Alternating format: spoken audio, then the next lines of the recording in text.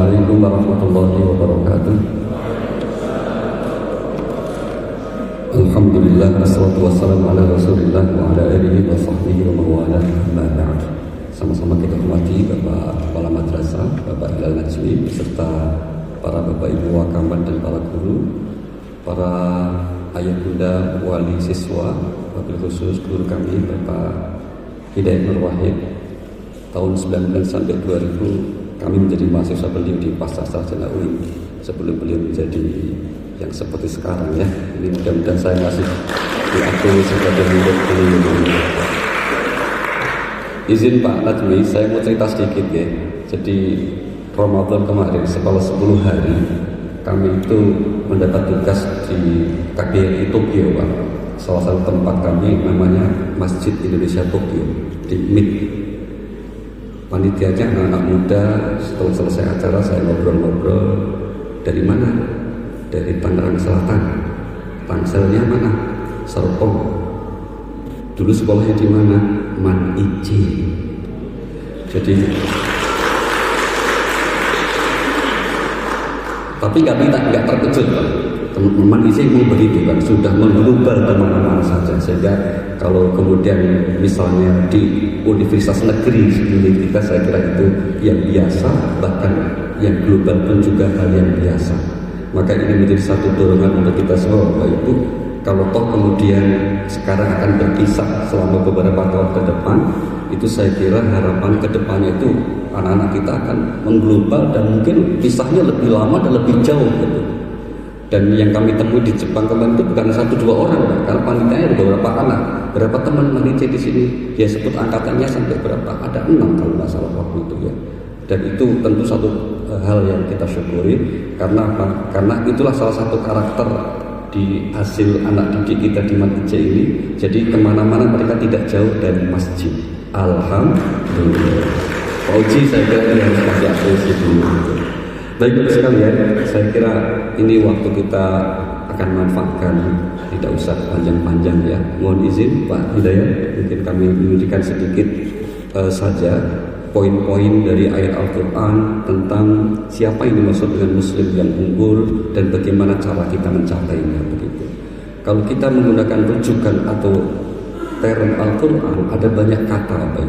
Ada yang paling populer namanya ulul albab, ada ulul absar, ada ulil nuha, ada ulama. Itu orang-orang yang unggul dari ilmu pengetahuan dan lainnya gitu. Namun kalau kita mau lihat semua ayat tidak mungkin, karena ulul albab saja sampai 17 kali. Demikian juga kalimat atau term yang lain. Kita lihat poin-poin singkat saja. Next, yang pertama kita lihat siapa yang dimaksud dengan muslim yang unggul itu. Kalau kita lihat di surah 13, surah Ar-Ra'd ayat 19 yang ke-20, mereka adalah alladzina yufuna bi'ahdillah wa la yanqudhuna al-mitsaq walladzina yasiluna ma amara Allah bihi ayyusala wa yakhshawna rabbahum wa yakhafuna su'al hisab. Kita berikan poinnya apa? Mereka anak-anak yang atau orang yang mantap akidahnya, istiqomah ibadahnya dan mulia akhlaknya. Dan ini yang kemudian nanti mungkin akan diterjemahkan dengan istilah apapun di Man Insan Cendekia kita ini. Tapi yang jelas kira-kira itulah profil anak-anak kita. Kita ingin menanamkan bukan sekedar cerdas dalam pengetahuannya, namun mereka juga memiliki akidah yang kuat. Sehingga seandainya mereka harus pergi ke Jepang atau pergi ke negara-negara yang notabene mereka adalah mayoritas non-muslim, tidak khawatir lagi anak-anak kita akan goyah akidahnya. Demikian juga istiqomah dalam ibadah. Ini penting karena apa? Ketika anak-anak kita di mana saja kalau mereka istiqomah ibadahnya aman Pak, tidak akan jadi masalah. Dan terlebih yang akan membantu kesuksesan anak kita adalah kalau mereka memiliki akhlak yang mulia. Karena dengan itulah mereka akan bukan hanya lengkap sebagai seorang muslim yang unggul secara intelektual, namun juga insya Allah menjadi seorang muslim yang kafah. Next, yang kedua kita lihat bahwa mulia dalam akhlak ini, poin keduanya lebih penting Bapak Ibu. Karena kalau kita lihat model pendidikan kita, kecuali di Man Insan Cendekia dan lainnya, itu seringkali terlalu memberikan penekanan hanya pada aspek kognitif, intelektual saja, sehingga ukuran-ukurannya adalah ukuran-ukuran nilai dari nilai intelektualitasnya. Tentu ini bukan sesuatu yang adil, bukan ide yang baik yang bijaksana. Karena apa? Manusia memiliki segala potensinya, termasuk yang menjamin ke depan menjadi berkontribusi lebih banyak pada umat adalah mereka yang memiliki akhlak yang mulia. Nabi kita dipuji karena bukan karena kecerdasan intelektualnya, tapi karena mulia akhlaknya. Wa innaka la'ala khuluqin azim. Kemudian yang ketiga adalah mereka yang memiliki rasa khasyah. Ini juga diambil dari Ar-Ra'd, namun juga dikuatkan di surah Fatir ayat yang ke-28, di mana Allah menyatakan bahwa orang yang disebut unggul dalam ilmu, unggul dalam aspek hidup yang lain, itu kalau mereka memiliki rasa khasyah. Khasyah inilah yang saya kira menjadikan seseorang ke depannya, anak-anak kita itu akan terbimbing selalu di jalan Allah Subhanahu wa Ta'ala. Jadi kepintaran anak-anak kita harapannya akan dibimbing oleh rasa khasyah ini, sehingga akan selalu menjadikan kepintarannya itu manfaat, berkontribusi kepada kehidupan umat, dan juga yang terpenting apa? Tidak menjadi masalah atau problem di masyarakatnya. Karena saya kira kita menyadari orang yang diberi anugerah kepintaran namun tidak dibimbing oleh ruh yang benar, oleh spirit agama yang benar, atau tidak ada rasa khasyahnya, yang ada justru akan merugikan masyarakat sendiri. Na'udzubillah. Kemudian ketiga, mereka adalah orang-orang yang memiliki etos kerja yang tinggi. Ya, nanti kita lihat, kalau kita lihat di ayatnya itu salah satunya. Kenapa saya terjemahkan itu? Karena ayatnya mengatakan walladzina sabaru ibtigha'a wajhi rabbihim. Orang yang memiliki rasa tidak mudah menyerah, sikap sabar. Dan ini yang harus kita tanamkan, karena kalau Pak Kamat, saya yakin memahami betul karakter anak-anak kita karena beliau sangat berpengalaman. Bagaimana Gen Z kita ini, model generasi yang shortcut, model generasi yang instan, model generasi yang kalau dihadapkan pada persoalan itu cepat putus asa. Nah, di man kita ini, kita meyakini bahwa mereka akan dididik untuk punya ketangguhan, kesabaran, sehingga tidak akan mudah menyerah, tidak akan mudah putus asa, apalagi hanya urusan misalnya tidak ketemu orang tua langsung bikin status kecewa misalnya, gara-gara gitu. Tidak akan seperti itu ya. Karena apa? Karena kita mengkomunikasikan banyak hal. Inilah saya kira, sekali lagi saya ingin menyampaikan ucapan selamat kepada para Bapak Ibu wali siswa, karena Bapak Ibu telah memasukkan Ananda semuanya di tempat yang sangat tepat. Next. Nah, kemudian apa? Ini merujuk kepada surah Al-Zumar pada ayat ke-14. Anak-anak kita juga akan dididik di Man Ice Serpong ini apa? Selalu memiliki pikiran terbuka. Pada ayatnya dikatakan mereka yang disebut unggul itu alladzina yastami'una al-qaula fayattabi'una ahsana.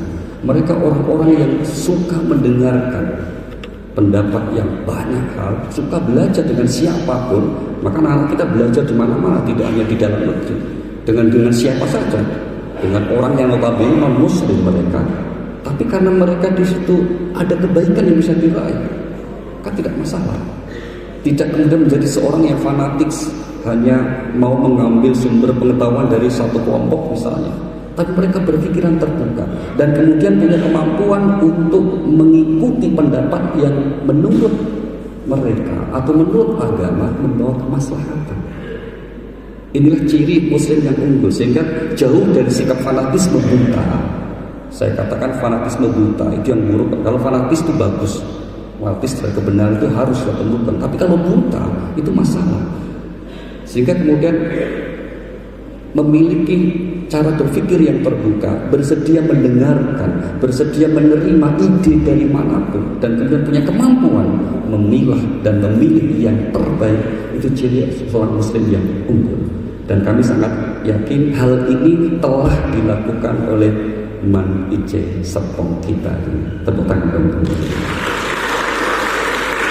Maka bagi kalau Pak Imran menyampaikan sekian gagasan atau sekian program yang sudah dilaksanakan, itu salah satunya mendukung hal itu, di mana anak-anak kita tidak menjadi katak dalam tempurung, di mana mereka juga diajarkan bersosial. Itu diantaranya supaya ada kepekaan, tidak hanya intelektualitasnya, tapi juga kepekaan aspek kecerdasan sosialnya dan lainnya. Baik, kemudian apa?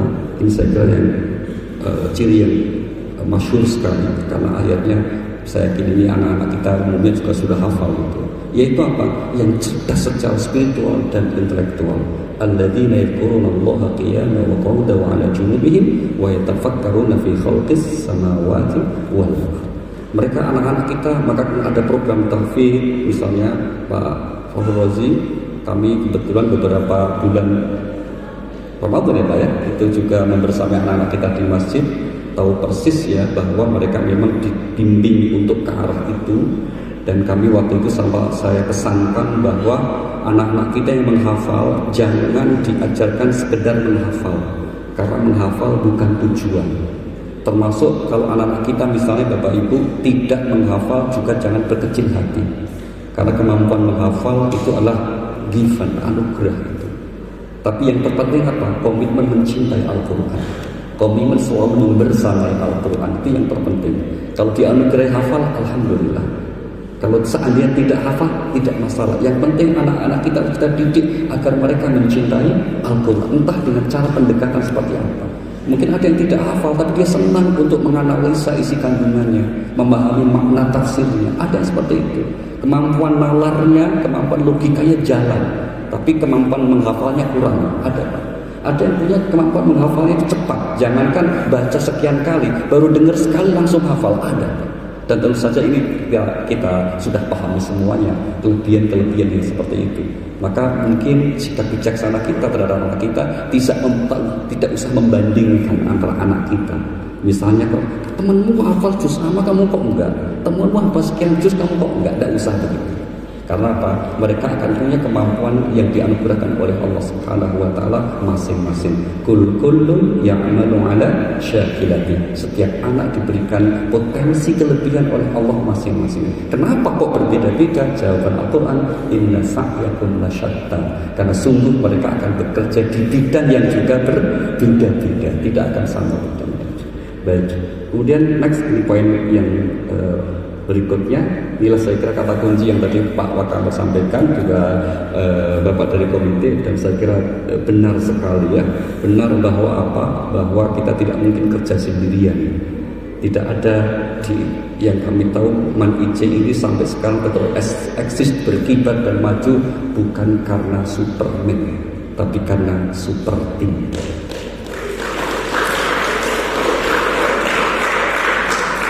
Jadi yang kita ketahui sekali lagi bahwa bukan karena seseorang, satu dua tokoh, tapi di sekolah atau madrasah kita ini karena sistem yang berjalan di bawah kepemimpinan yang kolektif bersama, mereka bersinergi dan berkolaborasi. Sinergi tentu anak-anak kita juga, untuk Ananda semuanya. Sekali lagi, Ananda sekarang berada di madrasah yang sangat tepat. Dan berapa banyak, mungkin ribuan Ananda yang lain yang sangat menginginkan untuk bisa masuk di madrasah ini, namun belum dapat rezekinya. Maka mohon pesan kami untuk itu tidak disia-siakan.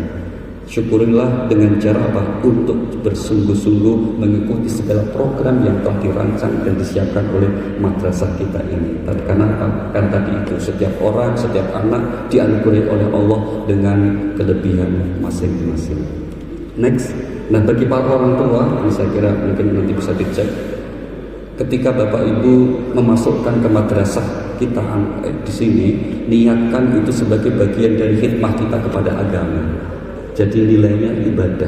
Jangan memandang misalnya dari aspek, oh ternyata saya harus membayar sekian. Seandainya harus ada biaya yang dikeluarkan, yakinilah biaya Bapak Ibu yang dikeluarkan itu untuk membiayai agama. Karena Bapak Ibu berinvestasi untuk anak-anak kita di masa depan yang akan berkhidmat kepada agama. Paling tidak akan terus melanjutkan, ada yang sujud di muka bumi ini mewakili sebagai generasi Islam. Maka seandainya harus ada biaya baik yang madrasah maupun komite dan lainnya itu, jangan menyikapi itu sebagai beban. tapi sikapilah itu sebagai ladang kesempatan amal kita untuk berkontribusi bagi berkelanjutan bukan hanya madrasah kita, tapi juga agama kita yang mulia. Kemudian yang ketiga, nah saya kira para guru, para pengasuh, ya, ini ada 4 ayat yang memuji mereka di Al-Quran itu. Kami sering mengatakan bahwa tidak ada profesi yang paling mulia di dunia ini kecuali guru. Kecuali guru. Kami itu kemarin hari Selasa siang ya, itu bersama teman-teman di Pusat Studi Al-Quran menerima Grand Syekh Ahmad Thayyib, Grand Syekh Al-Azhar di PSG itu. Satu kalimat yang membuatkan kami terus termotivasi untuk mengajar, untuk membersamai para murid, para santri itu apa? Beliau katakan begini, cita-cita saya setelah selesai saya menjabat Grand Syekh, saya hanya ingin duduk di rumah saya atau di madrasah saya untuk mengajar anak-anak saya, untuk mengajar, untuk membaca Al-Quran, untuk membuka sekolah di mana itu akan menjadi transmisi pengetahuan dan sekaligus pendidikan yang baik bagi mereka. Dan ini saya kira sekali lagi, karena menjadi seorang guru hakikatnya adalah melanjutkan tugas kenabian. Tugas nabi itu apa? Rasulullah minhum yatlu alaihim ayatihi wa yuzakkihim wa yu'allimuhum kitab wal hikmah.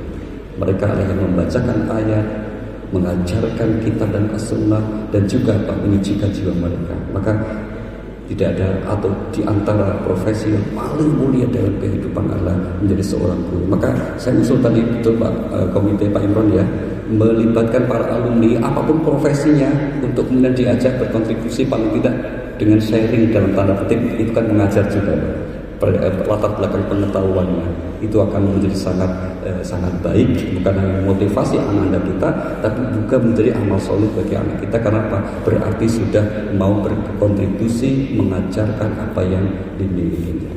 Yang terakhir saya kira, nah ini saya kira kolaborasi harus juga didukung oleh lingkungan, karena lingkungan di zaman dulu Bapak Ibu, maka mohon nanti diikhlaskan ya kalau sementara anak-anak kita tadi di awal 40 hari misalnya mungkin akan terbatas informasinya, itu bagian dari ikhtiar. Karena lingkungan di luar itu Masya Allah itu berat sekali Pak. Kalau zaman dulu ketika di secara fisik tidak boleh keluar, selesai urusan. Tapi banyak sekali pengalaman termasuk yang kami ketahui, yang kami alami, di mana anak itu gak keluar Pak, di dalam rumah, tidak kemana-mana. Tapi ternyata dia punya ruang di lingkungan di luar yang ternyata setelah dicek laptopnya itu Masya Allah. Bayangkan anak ini ternyata kemudian punya kelainan, punya kecenderungan khusus gara-gara apa? Ikut komunitas yang seperti itu. Lewatnya apa? Lewat laptopnya, lewat jaringan internetnya itu.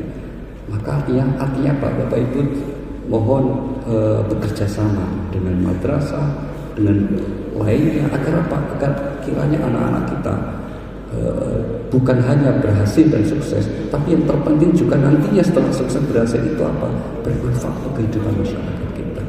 Dan satu hal yang paling penting juga tentu ini sudah dilakukan, mohon untuk diintensifkan. Karena apa yang dilakukan Bapak Ibu guru di madrasah ini tidak akan maksimal tanpa doa dari Bapak Ibu sekalian, tanpa munajat Bapak Ibu sekalian. Maka kalau anak-anak kita riyadhah di sini, orang tua juga di rumah harus riyadhah juga. Biasanya kalau kami di pesantren, saya minta untuk santri, wali santri untuk kemudian memajukan riyadhah Bapak Ibu apa? Mohon kami diinformasikan. Ada yang mengatakan saya mau khatam Al-Quran Pak, khusus untuk anak saya, silakan. Saya mau puasa Senin Kamis khusus untuk anak saya, silakan. Saya mau sedekah Pak, khusus untuk anak saya, silakan saja. Yang penting pilihan-pilihan untuk mendekatkan diri kepada Allah demi mendoakan buah hati kita semuanya, insya Allah itu pun juga akan menjadi jariah amal soleh kita semua. Terima kasih Bapak Ibu sekalian. Burung Irian, burung Cendrawasih, cukup sekian. Terima kasih.